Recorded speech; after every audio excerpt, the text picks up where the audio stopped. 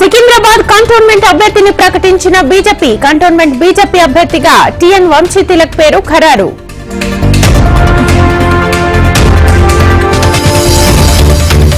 తెలంగాణలో 3 సీట్లపై కాంగ్రెస్ కసరత్తు. ఖమ్మంలో పోటీకి పెరుగుతోన్న ఆశావహులు.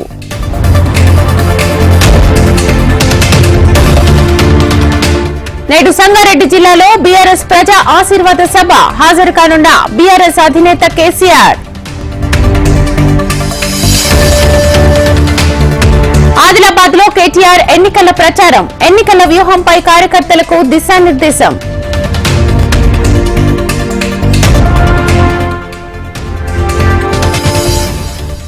రోజు సీఎం జగన్ బస్సు యాత్ర. మధ్యాహ్నం 3:30 సీఎం బహిరంగ సభ.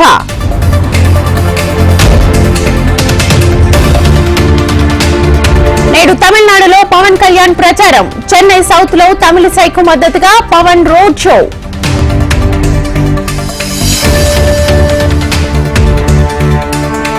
ఏపీలో ఎల్లుండి నుంచి నామినేషన్ల పర్వం. ఈ నెల 25 వరకు నామినేషన్ల స్వీకరణ.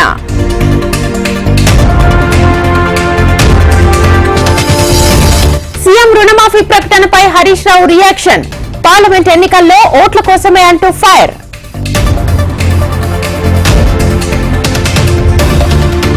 ఎన్నికల తర్వాత రేవంత్ సీట్ కే గ్యారంటీ లేదు. ఇప్పటికే కాంగ్రెస్ లో రాజకీయాలు మొదలయ్యాయన్న అరవింద్.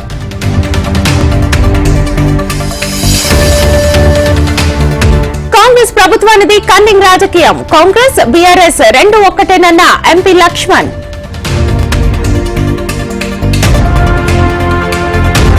సీఎం జగన్ పై దాడి కేసులో పురోగతి. పోలీసుల అదుపులో 11 మంది యువకులు.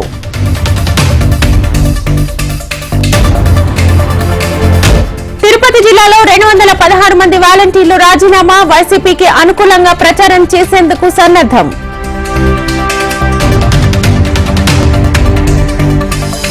పెద్దపల్లి జిల్లాలో పోలీసుల తనిఖీలు. ఎలాంటి పత్రాలు లేకుండా తరలిస్తోన్న 1.46 లక్షల రూపాయల సీజ్.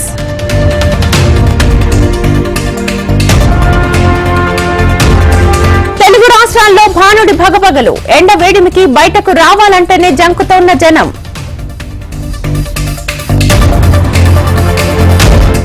ఈ ఏడాది సాధారణం కన్నా ఎక్కువ వానలు. జూన్ నెల నుంచే నైరుతి రుతుపవనాలు ప్రారంభం.